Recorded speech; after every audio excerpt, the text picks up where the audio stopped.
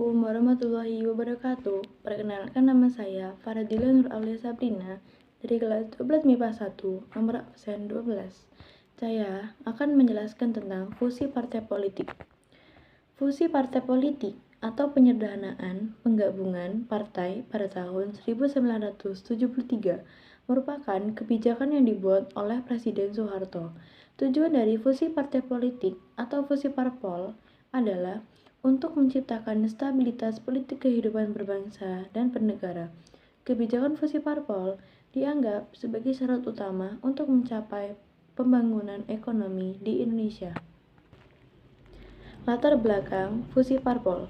Diberlakukannya kebijakan fusi parpol didasari oleh tidak stabilnya politik pada masa Orde Baru yang disebabkan oleh sistem kepartaian. Selain itu, diketahui juga bahwa partai politik pada era Orde Baru sangatlah banyak, sehingga memunculkan banyak ideologi sekaligus kepentingan partai. Pemilihan umum pada tahun 1955 telah melahirkan sampai 29 partai yang masih ditambah dari perorangan atau independen.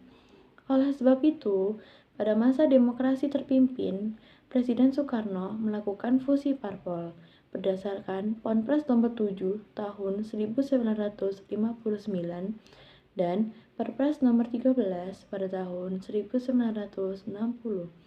Perpres nomor 7 tahun 1999 dan Perpres nomor 13 tahun 1960 mengatur tentang pengakuan, pengawasan, dan pembubaran partai politik. Pada tanggal 14 Mei tahun 1960 diumumkan bahwa hanya ada 10 partai politik yang mendapat pengakuan dari pemerintah. Sejak saat itu, kebijakan fusi parpol terus berlangsung sampai Presiden Soekarno melepas jabatannya dan digantikan oleh Presiden Soeharto.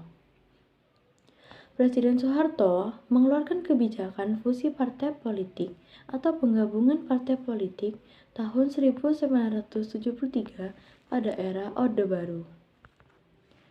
Pro dan kontra fusi parpol.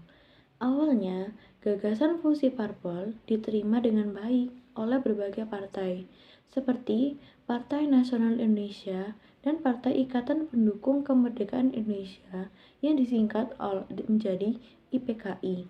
Setelah itu, Ketua Partai Muslimin Indonesia yaitu Djarnawi Hadikusumo juga menyatakan bahwa kebijakan fusi parpol sesuai dengan rencana yang dibuat Kongres Umat Islam pada tahun 1969. Sementara itu, sikap kontra turut diperlihatkan oleh Partai Kristen Indonesia dan Partai Katolik Indonesia. Mereka menolak untuk dimasukkan dalam golongan spiritual dan lebih memilih untuk bergabung dalam golongan nasionalis. Dampak fusi parpol. Meskipun tujuan fusi parpol adalah untuk menstabilkan politik, fusi parpol justru memberikan dampak baru, yaitu konflik dalam tubuh partai politik, baik secara intern maupun ekstern. Ditambah lagi, dengan adanya UU RI nomor 3 tahun 1975 tentang partai politik dan golongan karya, di mana parpol tidak dapat menjalankan fungsi mereka sebagaimana mestinya. Dalam perkembangannya, fusi parpol justru hanya dijadikan sebagai langkah awal Presiden Soeharto untuk mempertahankan kekuasaannya. Sekian dari saya. Apabila ada salah kata, saya mohon maaf. Terima kasih. Wassalamualaikum warahmatullahi wabarakatuh.